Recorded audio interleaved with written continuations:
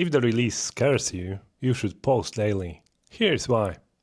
Hey, Bart here. I used to tell myself that I was not posting because I was saving it for the big reveal. But that was a lie. I wasn't saving it, I was hiding. And hiding creates a psychological trap that makes finishing way harder. When I was working on my first big game, Powerlust, I had a lot of issues with the release and the subsequent update releases. They always felt really scary. And that's what happens if you don't post often. Every release feels like a judgment day. Every time an update was close to being released, my motivation dropped. And it wasn't really because the update or the work was hard. It was because if I'm finishing it, then it means I'll have to release it. And that's scary. How can you fix a fear like that? It's by changing what marketing means to you. Posting on social media is not a billboard. It's actually reps for being seen. Release stops being a cliff and it becomes just another post. The first few posts I made felt very awkward, especially that I didn't really use social media before. I never really cared for those.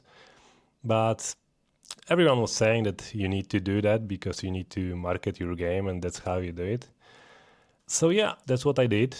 And it definitely helped with the updates and with releases. Because when I did the first few posts, they weren't great and they didn't get a lot of likes. But nothing happened. No catastrophe, no issues. You can try it and nothing bad will happen. But there is one more benefit from posting on social media that I didn't expect at all. When you post daily, you stopped working in a vacuum and you get a lot of micro feedback loops. That helps you a lot because wherever I would feel bored or tired or unsure of the game, I could look at the posts that I do and the likes that I get and the reposts or the comments especially.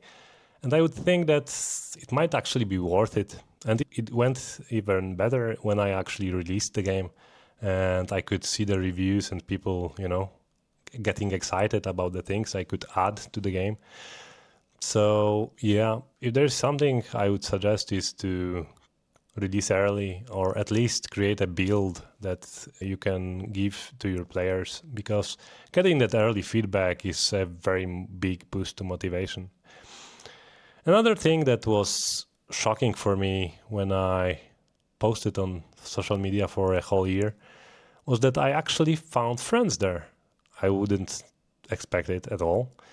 But especially on Facebook, I'm an old guy. I use Facebook. I mean, I didn't really use Facebook, but I use Messenger. And for marketing on social media, I chose Facebook as one of the platforms. And it's not really perfect for that because it's mostly like divided in groups. If you share a post on just your homepage, then most people will not see it. And if you want to share it with other people, you basically have to spam a lot of different groups with that post. So it's kind of unfun to do. And it's also not really nice because you're basically spamming the same content all over the place. But what I found out was that these Facebook groups are actually great for getting to know other people, other game devs. And when I posted on them, I actually started getting some feedback and some comments. And some people actually started following my journey. I even became friends with a few of them. One of them was in a very similar situation. He also had kids. He also wanted to work on an RPG game. So we started messaging each other on Messenger, which was really convenient because Facebook is connected to Messenger. And we even met on a family vacation together. So that's definitely not something I would expect from, sharing my game dev progress on social media. The main downside I see or always saw in posting on social media was that it will take additional time. And you might be surprised there because it actually made me get more progress faster. Here are a few practical tips if you want to start posting about your game. Come up with a few different ideas for your post type. So for example, 2 days a week post a 10 to 20 second video of the gameplay. 1 day a week post a GIF from the game.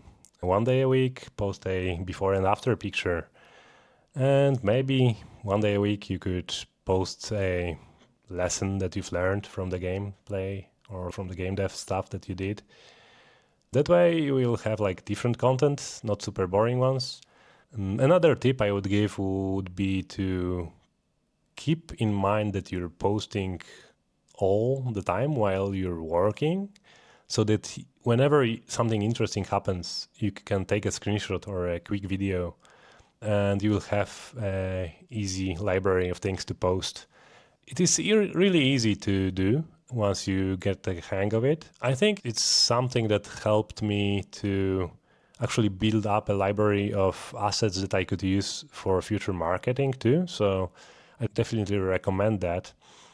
So yeah, to sum it up, social media is a gym, not really a billboard.